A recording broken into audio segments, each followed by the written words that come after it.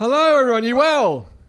Hello. Good. Hi, I'm James. I'm from England. Yes.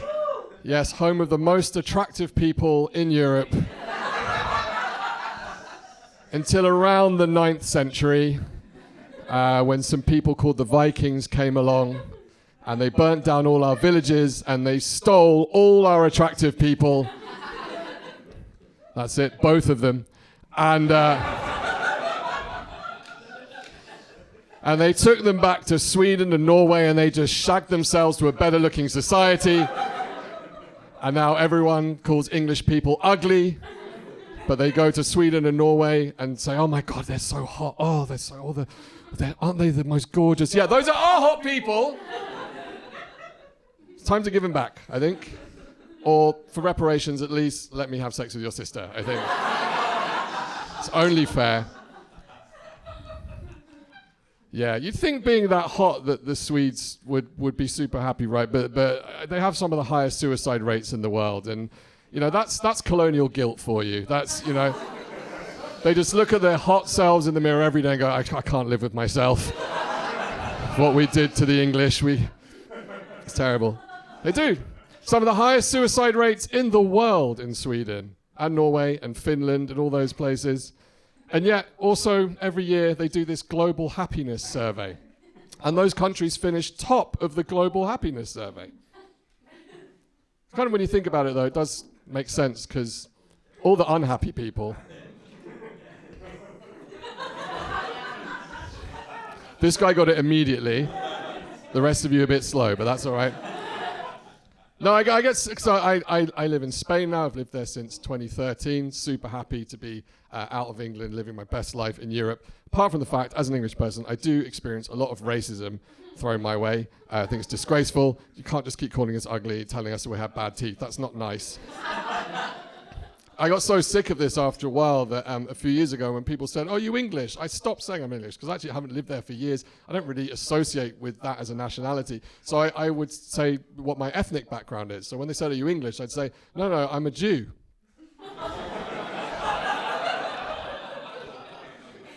Yeah, that reaction is why I don't do that anymore. Hasn't aged well these days. And that's not fair, because I didn't say I'm Jewish. I'm not religious. I've never really practiced Judaism at all. I'm a Jew. That's just my family background of both sides. I'm actually a really bad Jew as well, Like, everything I do is not really what Jews are supposed to, apart from stand-up comedy, maybe. But, no, and I've always been a bad Jew. When I was little at school, I used to say to my friends that instead of the tooth fairy, Jews have the foreskin fairy. Yeah. But I wouldn't stop there. I'd go into very specific detail about the process. After the circumcision, we take the skin home with us and we put it under our pillows at nighttime. And in the morning when we wake up, the skin has been magically replaced with the controlling stake of a media company. And in case you were wondering how that happens, it's the foreskin fairy. Never even dated a Jewish girl in my life, not once. And I had a really bad breakup a couple of years ago, and I thought I'd rectify that. I thought maybe I would finally find happiness by dating someone of my own ethnic background. We'd connect on some deeper spiritual level. So where do you find a Jewish girlfriend in 2024, 2025? Tried an app, a dating app that's only for Jews. It's called J-Swipe. I don't know why people laugh at that. That's the actual name of the app. And I get it. It's a shit name, right? Like, I'd have called it something like Tinder's List.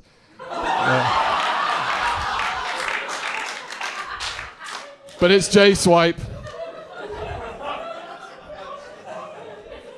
Big missed opportunity there, J-Swipe. Very popular in the room here. Only let Jewish people on there. Only for Jews, which means it is the only dating app in the world where it's compulsory to send a dick pic. They recently updated the security. That's how you log in. You just get your phone. Got that. It's very smart. It's called Jew factor authentication. It's very clever. So yeah, I'm an English Jew. Gross. No, it's great. I love doing. I love being here with you guys. I love being able to travel all around Europe and the world doing comedy. It's fantastic. I love going to all these different countries. I've never done comedy in Belgium before. This is super exciting. I did get to spend some time in Germany recently, and I loved it. You know, in England, we're taught kind of to hate the Germans, and as an English Jew, they are my natural predator. But I loved it there. The people, the country, I went all these different cities. It was incredible. The only issue I have with Germany is this weird custom they have over there. If you're in a restaurant and you just ask for water, they bring you sparkling water by default. They don't ask you still or sparkling. They just bring you sparkling water. Now, I know that sounds like a bit of a first world problem. And in a restaurant, it's not an issue because you say, oh, no, I wanted still. They bring it back to you. However, if you are drunk out of your mind in a Berlin hotel room at 3 a.m. on a hot summer's evening, and you are desperately thirsty, your mouth is as dry as a desert, and you reach desperately for the free bottle of water the hotel provides, and you take a gulp, and it is sparkling water. That is unacceptable. It is disgusting. And some of you think I'm overreacting to this. Fine, but I just think sparkling water is the worst thing Germans have ever done with gas.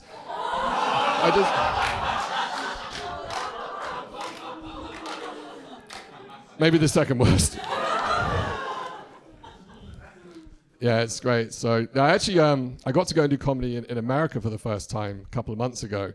What a great time to go to the United States of America. I had so much fun just watching the downfall of their country. It was great.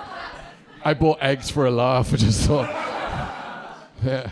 But when I was there, they started doing all these mass deportations of illegal workers. Now, don't tell anyone, but I wasn't supposed to be working there. I didn't get the artist visa. Most of the gigs I was doing were for free. I thought it'd be fine, but then someone said to me, no, that still counts. You might get in trouble. And I thought, come on, I'm white, I'm English. They're not going to come after me. It's not going to be a problem. And then a week into my 3-week trip to the States, I read a story that they arrested a white English woman at the border coming in from Canada to America because she was working illegally. And all she was doing was working in someone's house in return for getting to stay there. And suddenly I panicked. I'm like, oh shit, I've been putting my stuff out on Instagram every single day, announcing that I'm doing all these shows. They're going to come for me. So I'm frantically Googling this story. And I came across an interview on Sky News in England with her parents. And they said, it's terrible. We don't know what to do. We can't get a lawyer to her. We don't know how long she's going to be there. She's in a detention center in Tacoma, Washington. That's all we know. And also, she's having digestive problems. She's in the medical center because they don't have vegan options there. I was like, sorry, they don't have vegan options in the immigration detention center in America. And I was like, do you know what? Keep her there. Execute her. Like, be vegan, that's fine, but I think there's a point where there's maybe a limit, you know? Imagine her in this cell with like 30 other women who are big, butch, skin-headed, tattooed lesbians from Latin America, been drug running their entire lives, and this white English girl. And the guards deliver their government-issued pork chop of the day, and she's like, guys, actually, meat is murder. There's a way to get stabbed in prison as quickly as possible. Shaming. But it was a wild time to be there because, you know, every day they're coming out with the maddest stuff. And I don't know if you guys remember this, but the week I was there, Caroline Leavitt, the spokesperson, the press secretary for the United States, she was asked a question. Now, a French MP had come out that week and said that America should return the Statue of Liberty because America no longer represents the values of the Statue of Liberty. That's what he said. Caroline Leavitt was asked this question, and she said, well, I think that French politician should think twice about what he said. He should be more grateful for the United States of America. Because if it wasn't for us bailing them out in World War II, they'd all be speaking German right now. That's what she said. It's incorrect. I've been to France. Those people would rather die than speak someone else's language. And also, what a hypocrite, because if it wasn't for the French bailing America out in the Revolutionary War against us, the British, Americans would all be speaking English properly.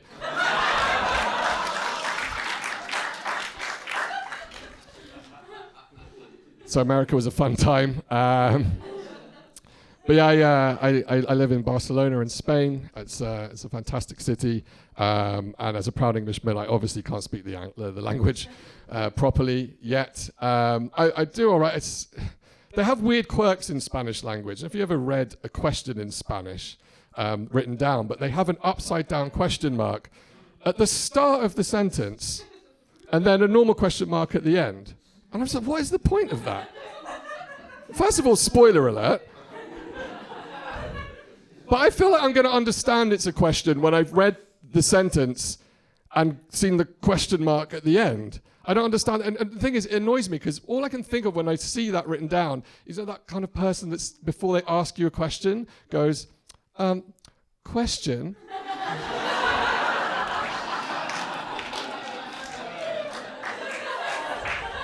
I can't get it out of my head. It's so annoying. But I'm doing all right with the language. Like I'm trying. It's in very specific circumstances where I struggle. So my doctor doesn't speak any English at all, and I don't know words in Spanish for symptoms or parts of the body or what. And I want to get things right. But recently I had a really bad sore throat for a long time, and I tried to explain the symptoms of my sore throat in Spanish to my doctor. And I don't know entirely what I said wrong, but after explaining the symptoms of my sore throat, she put her finger in my ass. She's a very good doctor. But this happens to me, like I get misunderstood. I needed a guy to come around and fix a bunch of stuff in my apartment. I didn't know words for the things he had to do, but I Googled it and everything, and I tried to explain to him in Spanish all these things. And when I got home, one of the things I said was, I need you to fix the hinges of my bedroom door. He ended up painting the hinges of my bedroom door. And then he stuck his finger in my ass. I'll kill whoever taught me that phrase one day. Yeah, it's but what I love, I know there's a few expat/immigrants in the room here in Belgium, and one of the things I love as a native English speaker in Spain and any country in Europe is spotting badly translated English things, like from the country into English.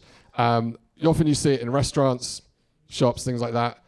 Recently in Spain, I was in one restaurant. I was looking through the menu. I got to the drink section, and in Spanish it said "vino en botella," and in English it said "he came in a bottle."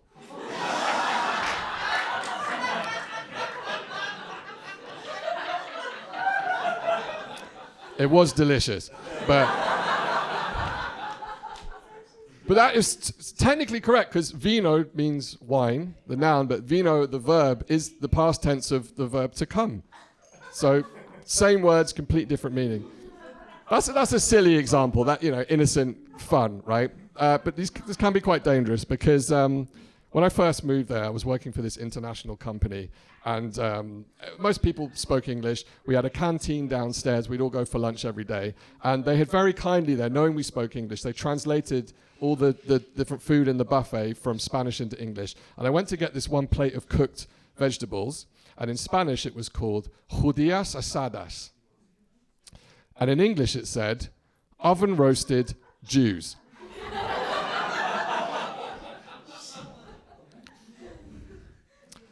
Now, judías does mean Jews, and asadas does mean oven roasted. However, judías, the exact same word, means green beans. It's the exact same word. Which, when I thought about it, like maybe the exile of the Jews and the Spanish Inquisition was just a horrible misunderstanding. The next day they're like, oh no, we were supposed to throw out the green beans. History's not going to remember us well for this. No, I was pretty shocked to see that, but I'm a reasonable person. I was like, no, clearly what happened is the Spanish chef put judías asadas into Google Translate, and it came out as oven roasted Jews, and he printed it off and went, yeah, probably, right? Genuinely thought that for years and years, and I was telling this story to someone not long ago, and I thought, my Spanish isn't that great. Maybe I've remembered it wrong. I'll just quickly go on Google Translate, and I put judías asadas into Google Translate, and it came out as oven roasted green beans. So it turns out that chef was just a Nazi the entire time. And there were clues when I think back, because underneath where it said pollo a la plancha, it just said they control the media. Guys, you've been super fun. Thanks so much. I've been James Regal.